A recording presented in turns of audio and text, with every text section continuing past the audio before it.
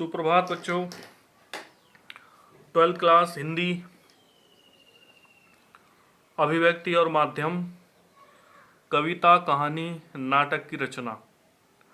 इसमें आपको पिछली वीडियोस में कविता, कहानी के बारे में आपको बता चुके हैं। आज की वीडियो में हम लेकर उपस्थित हुए हैं नाटक। तो सबसे पहला क्वेश्चन है, नाटक क्या है? नाटक क्या है? नाटक साहित्य की वह सर्वोत्तम विधा है जिसे पढ़ने सुनने के साथ देखा भी जा सकता है। यानी कविता में तो बोल करके और कहानी में कहानी सुनाई जाती है, लेकिन ये ऐसी विधा है नाटक जिसको पढ़ भी सकते हैं, सुन भी सकते हैं और इसको मंच पर देख भी सकते हैं। ठीक है। और नाटक शब्द की जो उत्पत्ति है वो नट धातु से हुई है। नट शब्द का अर्थ होता अभिनय करना। अभिनय करना मतलब ये अभिनेता से इसका मतलब है। अभिनेता क्या करता है? अभिनय करता है मंच पर। तो नाटक जो है वो ऐसी विधा है जो बहुत ही सर्वोत्तम है, जिसको सुना भी जा सकता है, पढ़ा भी जा सकता है और इसको देखा भी जा सकता है मंच पर। ठीक है। उसके बाद है नाटक के अंग।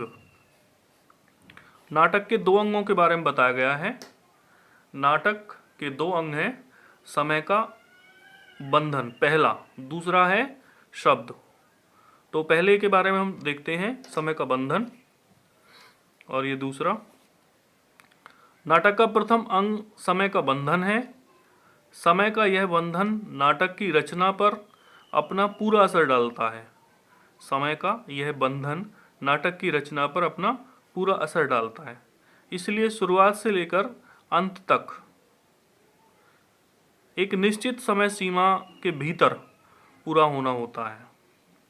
नाटक का विषय भूतकाल हो या भविष्यकाल, इन दोनों ही स्थितियों में वर्तमान काल में संयोजित होता है।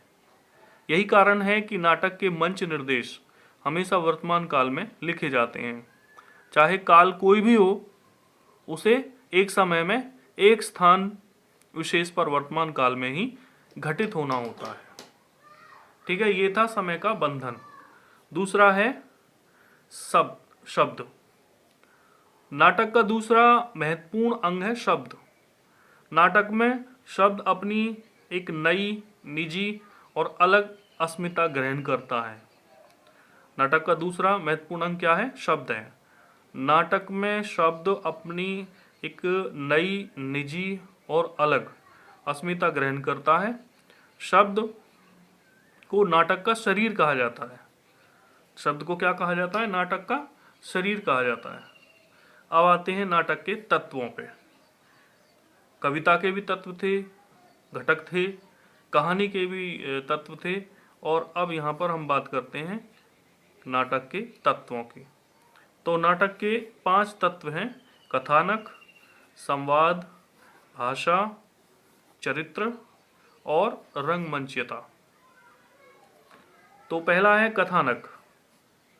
नाटक के लिए उसका कथानक अत्यंत जरूरी है।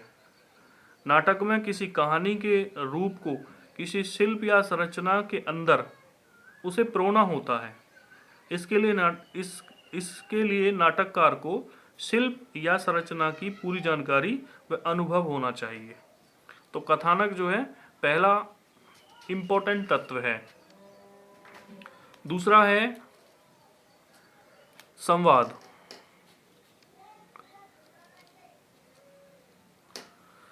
नाटक का सबसे महत्वपूर्ण और सशक्त माध्यम संवाद है, यानी डायलॉग्स।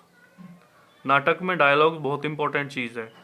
संवाद ही वह तत्व है जो एक सशक्त नाटक को अन्य कमजोर नाटकों से अलग करता है। संवाद जितने सहज और स्वाभाविक होंगे, उतना ही दर्शक के मर्म को छुएंगे। यानी जो संवाद हैं, जो डायलॉग्स हैं, वो सहज होने चाहिए और नेचुरल होने चाहिए, तभी वो दर्शकों के मर्म को छूते हैं। ठीक है, इसलिए संवाद भी इम्पोर्टेंट इसका तत्व है। नेक्स्ट आता है भाषा। भाषा नाटक का प्राण तत्व है। क्या है? प्राण तत्व है। बहुत ही इंपॉर्टेंट चीज है ये।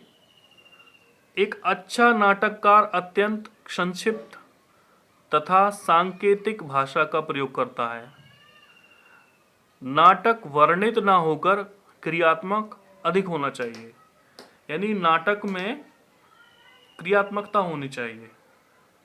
ठीक है, इसलिए भाषा भी जो है वो कौन सी होनी चाहिए?